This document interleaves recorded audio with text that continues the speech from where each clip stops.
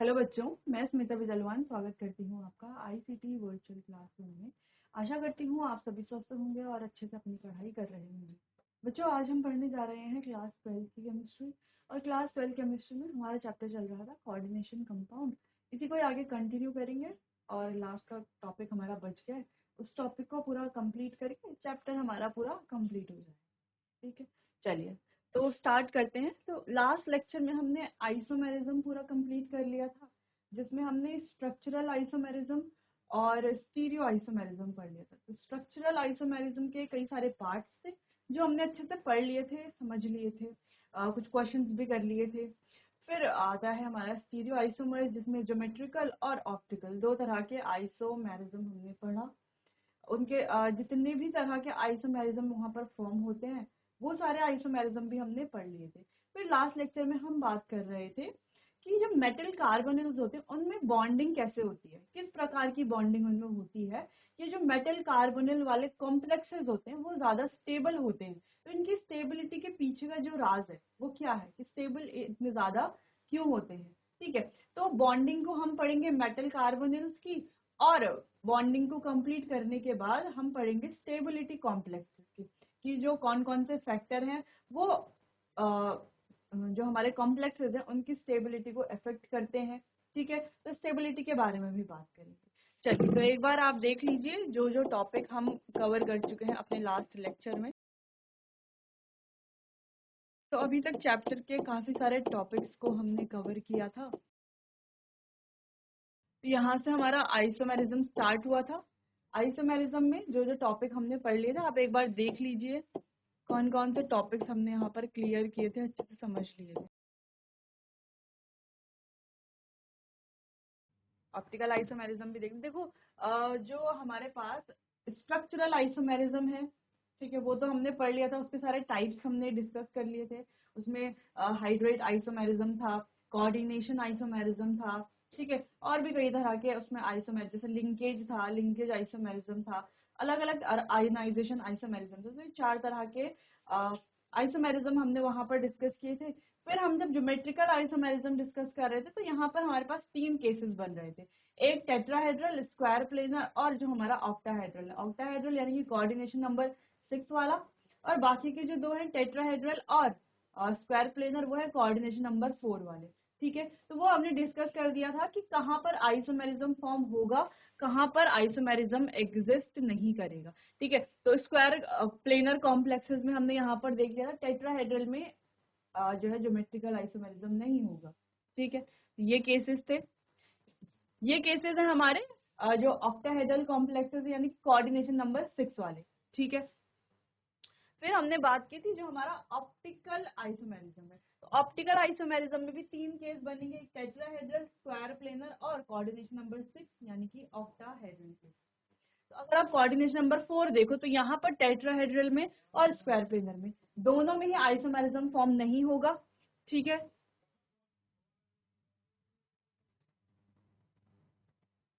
और octahedral complexes में जिन जिन में आइसोमेरिज्म फॉर्म होगा वो केसेस हमने पढ़ लिए थे। ठीक है, इस तरीके से यहाँ पर हमें देखना पड़ता है, प्लेन ऑफ सिमेट्री देखना पड़ता है, ऑप्टिकली एक्टिव है या ऑप्टिकली इनएक्टिव है, डी और एल फॉर्म बन रही है नहीं बन रही, डेक्स रोटेटरी लीवो रोटेटरी क्या होते हैं, ये हमने अच्छे से देख लिया था। फिर हम बात कर रहे थे bonding in metal carbonyl. Metal carbonyl में बॉन्डिंग कैसे होती है। अगर हम कार्बोनिल की बात करें तो कार्बोनिल हमारा ये सिंपल सा CO है, जिसको हम कार्बन मोनोऑक्साइड भी कहते हैं, कुछ इस तरीके का ये होता है। ठीक है, चलो, तो अगर हम इस पे बॉन्डिंग की बात करते हैं तो जब ये मेटल से क्या करता है, कोऑर्डिनेट बॉन्ड बनाता है। ठीक है, तो कैसे कैसे होता है, देखो यहाँ पर थोड़ा MOT यानी कि मॉलिक्यूलर ऑर्बिटल थ्योरी जो हमने क्लास 11th में केमिकल बॉन्डिंग चैप्टर में पढ़ी है, उसको थोड़ा हमें रिवाइज करना पड़ेगा। ठीक है, तो वो हमने अपने लास्ट लेक्चर में उसको रिवाइज कर लिया था। ठीक है, कि कैसे यहाँ पर दो तरह के मॉलिक्यूलर ऑर्बिटल्स होते हैं, एक होते हैं बॉन्डिंग मॉलिक्यूलर ऑर्बिटल्स, एक होते हैं एंटी बॉन्डिंग मॉलिक्यूलर। तो यहाँ पर बनते हैं दो तरह के बॉन्ड, एक सिग्मा बॉन्ड और एक पाई बॉन्ड। सिग्मा बॉन्ड और पाई बॉन्ड, जब दो तरह के बॉन्ड यहाँ पर फॉर्म होते हैं, इसी वजह से ये जो मेटल कार्बोनिल्स है ना, इनकी जो ये बॉन्डिंग होती है ये जो मेटल के साथ बॉन्ड बनाते हैं, कोऑर्डिनेट बॉन्ड बनाते हैं, वो काफी ज्यादा स्ट्रांग होता है। ठीक है, क्योंकि यहाँ पर सिग्मा और पाई दोनों बॉन्ड क्या है, प्रेजेंट है। ठीक है, चलो बात करते हैं सिग्मा बॉन्ड की, कि सिग्मा बॉन्ड किस में फॉर्म होगा और पाई बॉन्ड कैसे फॉर्म होगा। ठीक है, तो चलो स्टार्ट करते हैं। तो ये है हमारा सिग्मा बॉन्ड। चलो, तो पहला है हमारा सिग्मा बॉन्ड। तो कैसे फॉर्म होगा सिग्मा बॉन्ड, देखो ये है हमारा मेटल कार्बोनिल। अब इसके पास यहाँ पर है इसका बॉन्डिंग। ठीक है, ध्यान से आपको देखना है, मॉलिक्यूलर ऑर्बिटल। ठीक है, और ये है हमारा मेटल। अब ये क्या करता है, अपने यहाँ पर ये जो इलेक्ट्रॉन पेयर है इसको यहाँ पर देता है मेटल को। ठीक है, अब इनकी बॉन्डिंग से जो बॉन्ड बनता है, कैसे, ये रहा M।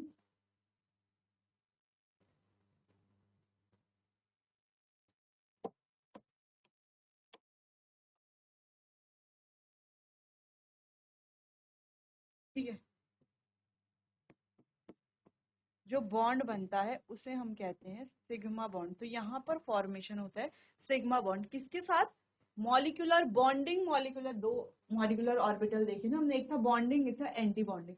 तो बॉन्डिंग वाले मॉलिक्यूलर ऑर्बिटल के साथ ये क्या करता है, अपने इलेक्ट्रॉन पेयर क्या करता है, सीओ के साथ, सीओ को डोनेट करता है। अगर हम सिंपली कहें तो सीओ क्या करेगा, सीओ क्या करेगा, यानी कि लीगेंड क्या करेगा, लीगेंड क्या करेगा, अपना जो इलेक्ट्रॉन पेयर है इसको क्या कर देगा, डोनेट करेगा। किसको डोनेट करेगा, जो हमारा सेंट्रल मेटल एटम है, शॉर्ट में लिखते हैं हम सीएमए, सेंट्रल मेटल एटम को डोनेट करेगा। और इस तरीके से यहाँ पर बन जाएगा एक सिग्मा बॉन्ड। ठीक है, चलो सिग्मा बॉन्ड तो समझ में आ गया, पाई बॉन्ड को समझते हैं। तो सिग्मा बॉन्ड को समझने के लिए एक बार आप इसको देखो, या हम यहाँ पर सिंपली लिख सकते हैं कि electron present in bonding molecular orbital of CO is donated to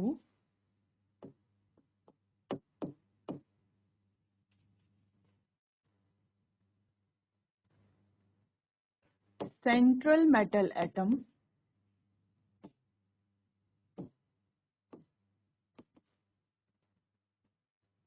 forming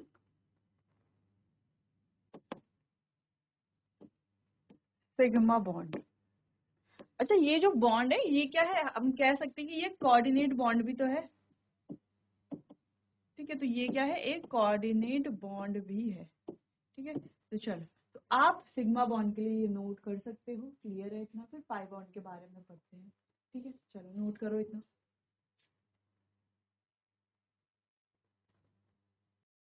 चलिए बात करते हैं पाई बॉन्ड।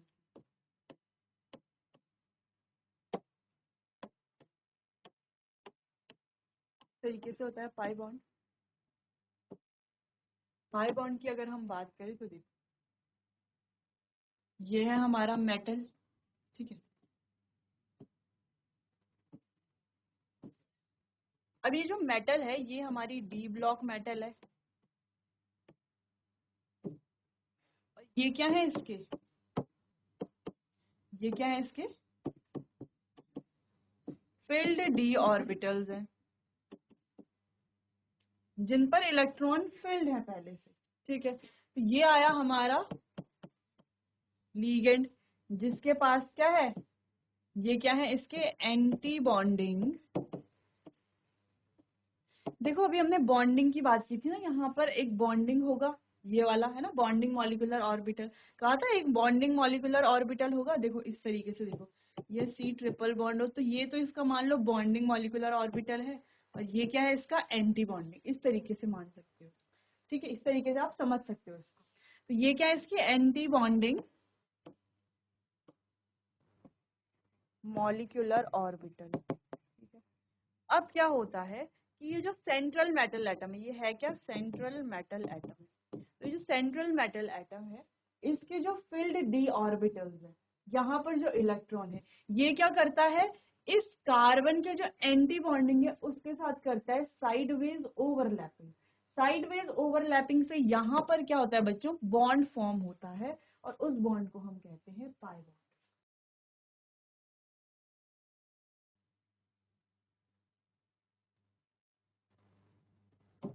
क्लियर है इतना? जो बॉन्ड फॉर्म होता है उसको हम क्या कहते हैं, पाई बॉन्ड। ठीक है, एक और चीज हम यहाँ पर समझेंगे, फिलहाल आप पहले इतना नोट कीजिए, फिर इसको और आगे डिस्कस।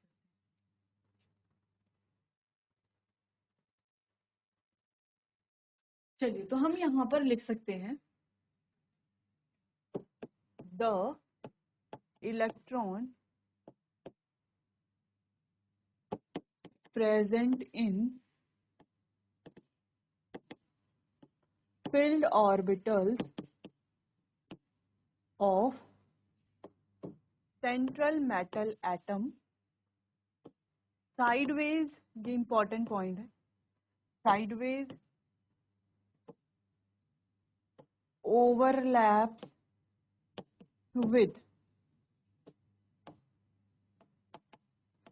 anti-bonding molecular orbital, किसके, कार्बन के, है ना, orbital forming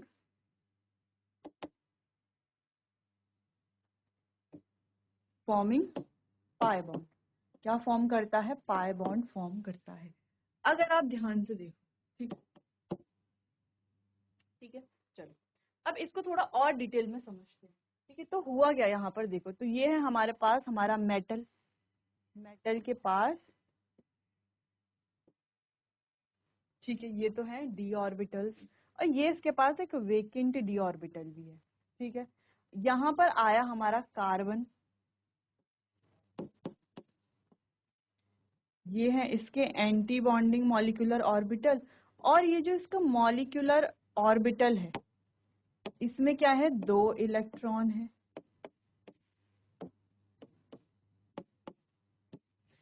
अब यहाँ पर जो बॉन्डिंग हो रही है उससे तो बनेगा सिग्मा बॉन्ड। ठीक है, और यहाँ पर साइडवेज ओवरलैपिंग होगी, क्या होगी, साइडवेज ओवरलैपिंग, और इस साइडवेज ओवरलैपिंग से बनेगा पाई बॉन्ड। सिग्मा बॉन्ड समझ में आया, पाई बॉन्ड समझ में आया। इस बॉन्डिंग को क्या कहा जाता है, इस बॉन्डिंग को कहा जाता है बच्चों सिनर्जिक बॉन्डिंग। क्या कहा जाता है, सिनर्जिक बॉन्डिंग कहा जाता है। अब ये जो सिनर्जिक बॉन्डिंग होती है, ये क्या होती है, स्ट्रॉन्ग बॉन्डिंग होती है।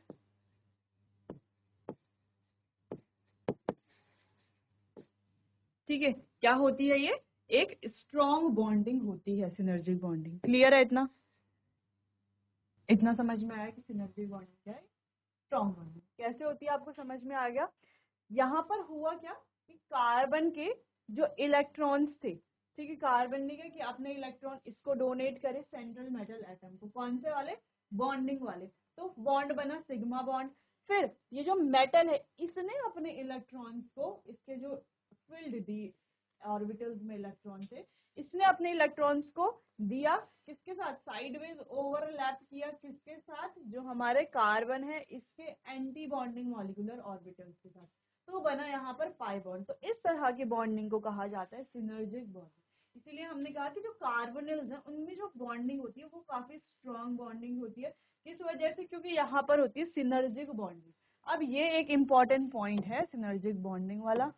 ठीक है, अब आपको ये नोट कर लेना है इतना, जो भी हमने यहाँ पर लिखा है। ठीक है, चलिए, तो इतना आप नोट कीजिए, आगे कंटिन्यू करते हैं।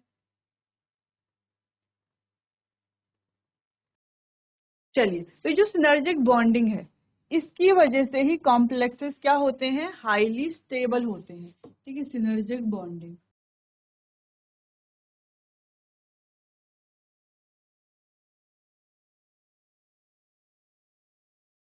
ठीक है, सिनर्जिक बॉन्डिंग की वजह से ही क्या होते हैं, जो हमारा कॉम्प्लेक्सेस होते हैं वो स्टेबल होते हैं। जैसे मान लो हमारे पास कोई एग्जांपल ले लेते हैं, FeCO होल 5 एक कॉम्प्लेक्स ये हो गया, ठीक है। दूसरा ले लेते हैं FeCN होल 6। अब आपको बताना है इनमें से ज्यादा स्टेबल कौन सा होगा, कौन सा होगा, ये वाला ज्यादा स्टेबल होगा, मोर स्टेबल। यह है A और यह है B, तो आप लिख लो A विल बी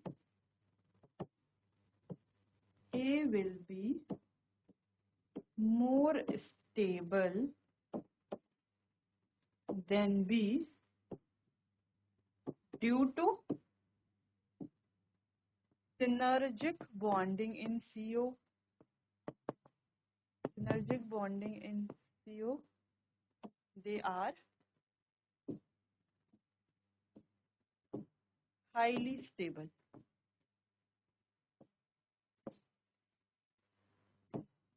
ठीक है, क्लियर है इतना? ठीक है, सिनर्जिक बॉन्डिंग की वजह से ये कॉम्प्लेक्सेस क्या होते हैं, ज्यादा स्टेबल होते हैं। ठीक है, चल अब बढ़ते हैं अपने नेक्स्ट टॉपिक की तरफ, जो है स्टेबिलिटी ऑफ कॉम्प्लेक्स। ठीक है, कॉम्प्लेक्सेस की स्टेबिलिटी के बारे में समझते हैं। अब स्टेबिलिटी को डिस्कस करने से पहले स्टेबिलिटी कांस्टेंट समझ लेते हैं ना, स्टेबिलिटी कांस्टेंट क्या है। फिर उसके बाद इंस्टेबिलिटी कॉम्प्लेक्स भी हमें कांस्टेंट भी हमें समझना है। ठीक है, तो स्टेबिलिटी कांस्टेंट शॉर्ट में लिख लेते हैं, KST लिख लेते हैं। KST क्या, स्टेबिलिटी कॉम्प्लेक्स। तो अगर मान लो हमें कोई कॉम्प्लेक्स बनाना है ML6, तो ऐसे थोड़ी ना बनाएंगे M+6L बना दिया तो ML6 बन गया, नहीं। क्या होता है, फॉर्मेशन ऑफ अ कॉम्प्लेक्स, आपको ये पॉइंट नोट करना है, फॉर्मेशन ऑफ अ कॉम्प्लेक्स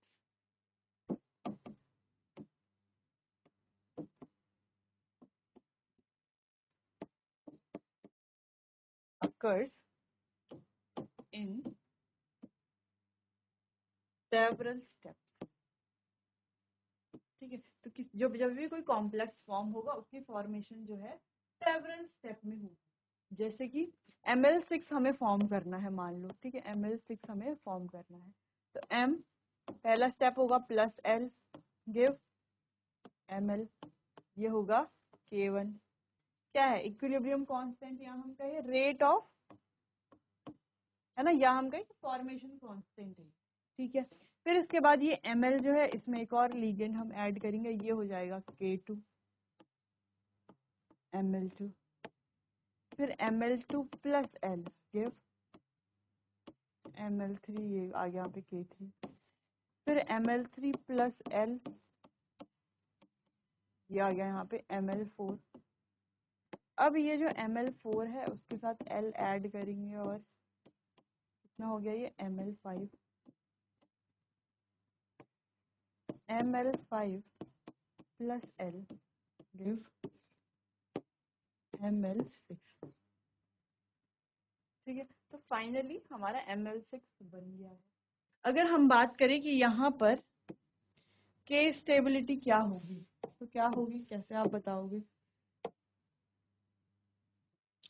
यानी कि अगर हम कहें कि यहाँ पर जो स्टेबिलिटी कॉम्प्लेक्स कांस्टेंट है वो क्या होगा, तो वो क्या होगा, वो होगा K1 × K2 × K3 लास्ट में K6 तक।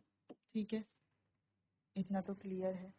अगर हम इसकी वैल्यू लिखे KST की, तो जैसे हम पहले लिखते थे इक्विलिब्रियम कांस्टेंट में क्या लिखते थे, concentration of product upon concentration of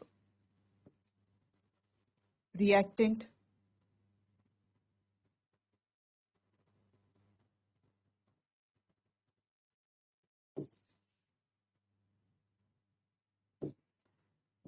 concentration of reactant raise to the power, जो कोफिशिएंट है उसको हम क्या लिख लेते हैं, पावर में लिख लेते हैं।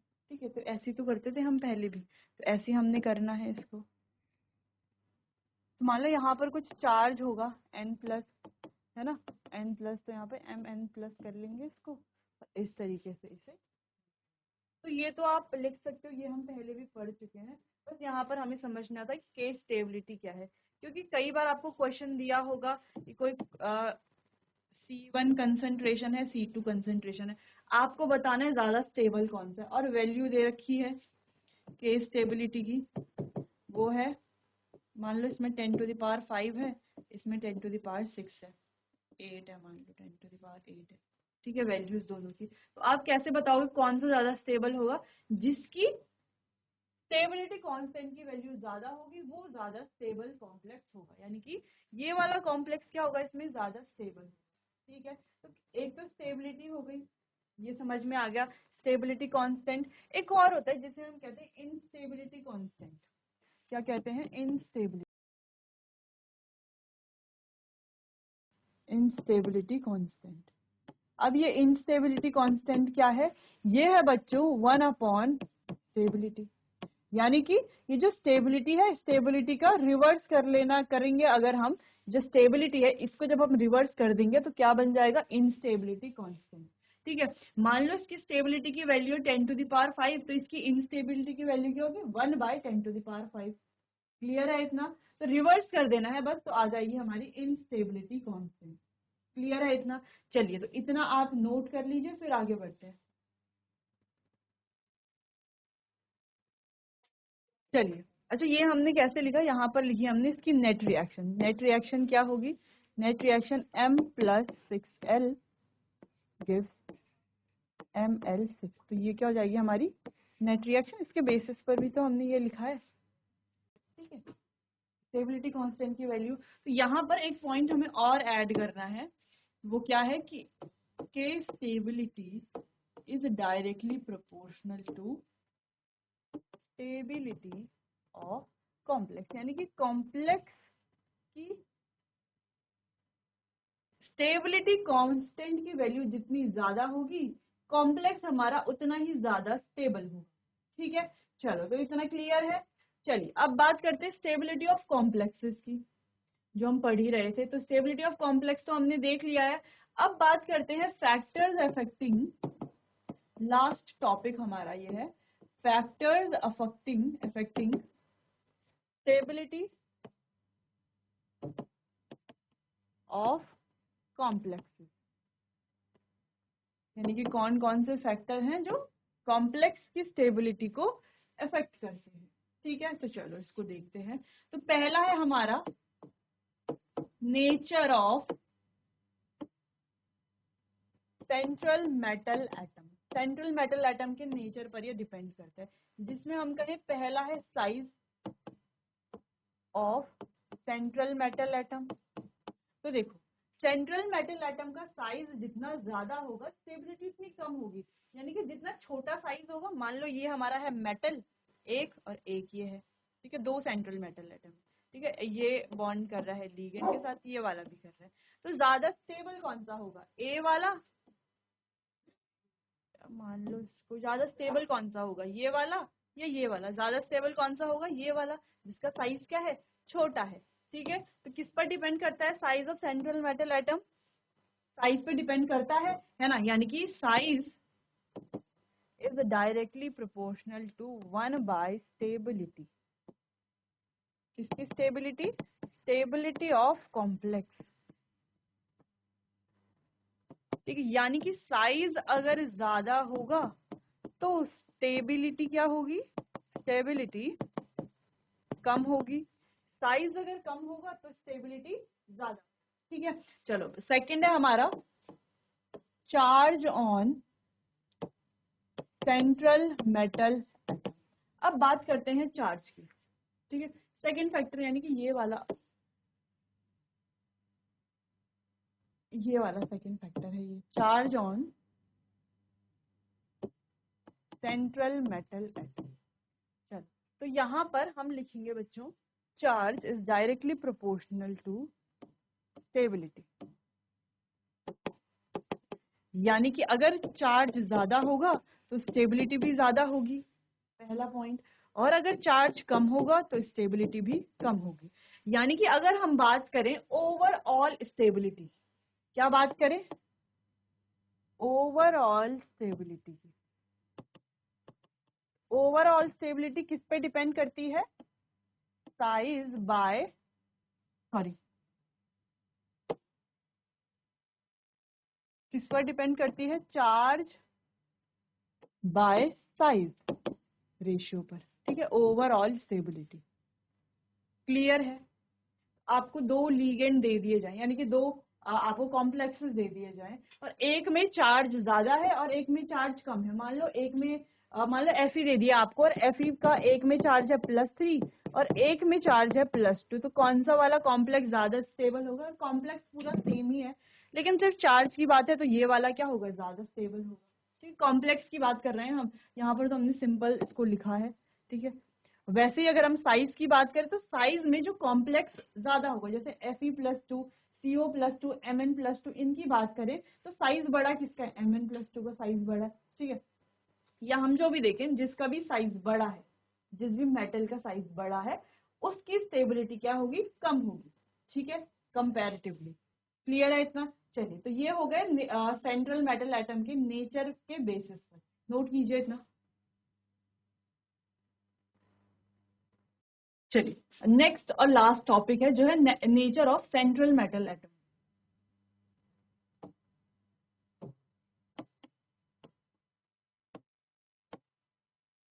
नेचर ऑफ लीगेंड, ठीक है, सेंट्रल मेटल एटम का नेचर तो हमने पढ़ लिया, लीगेंड के नेचर के बारे में बात करते हैं। तो सबसे पहला है हमारे पास first,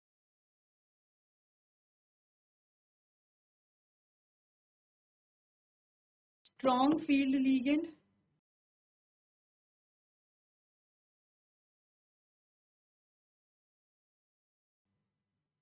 and weak field ligand. अगर हम स्ट्रॉन्ग फील्ड लीगेंड और वीक फील्ड लीगेंड की बात करें, क्योंकि हम चैप्टर में पढ़ चुके हैं, कई बार हमने स्ट्रॉन्ग फील्ड लीगेंड भी पढ़ा है, वीक फील्ड लीगेंड भी पढ़ा है, तो यहाँ पर जो स्ट्रॉन्ग फील्ड लीगेंड होते हैं उनकी स्टेबिलिटी ज्यादा होती है as compare to weak field ligand. Clear इतना? दूसरा बात करते हैं साइज की, ठीक है, size and charge.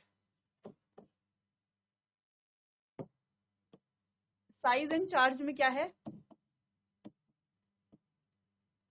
Higher is the charge and smaller is the size. यानी कि चार्ज अगर ज्यादा है और साइज क्या है, स्मॉल है, जो हमारा कॉम्प्लीगेंट है उसका, तो more will be stability, comma करके लिखेंगे, more will be stability, stability भी क्या होगी, ज्यादा होगी। क्लियर है? चलो, अच्छा, ये दो तो मेन पॉइंट हो गए यहाँ पर। इसके अलावा कुछ और भी हैं, जैसे कि हमारा जो मल्टीपल बॉन्ड फॉर्म करते हैं,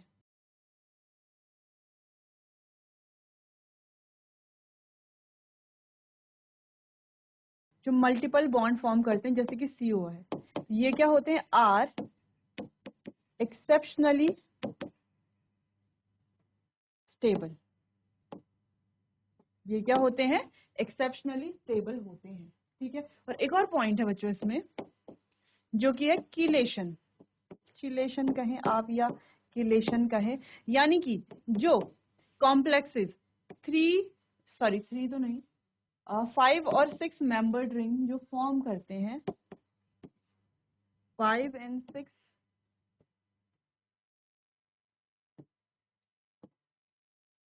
membered rings formed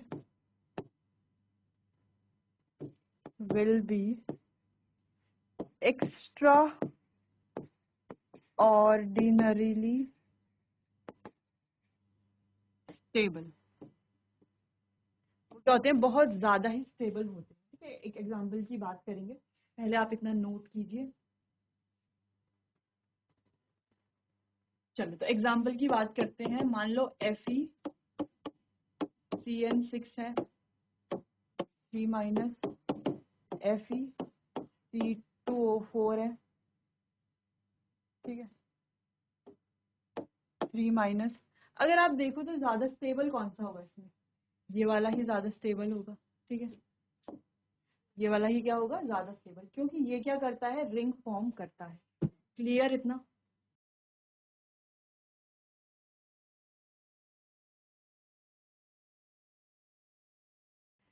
चलिए बच्चों, तो यहाँ पर हमारा पूरा चैप्टर होता है कंप्लीट। तो जो कोऑर्डिनेशन कंपाउंड चैप्टर है, लगभग सारे टॉपिक्स, लगभग क्या सारे ही टॉपिक्स को हमने चैप्टर में कंप्लीट किया है, ठीक है।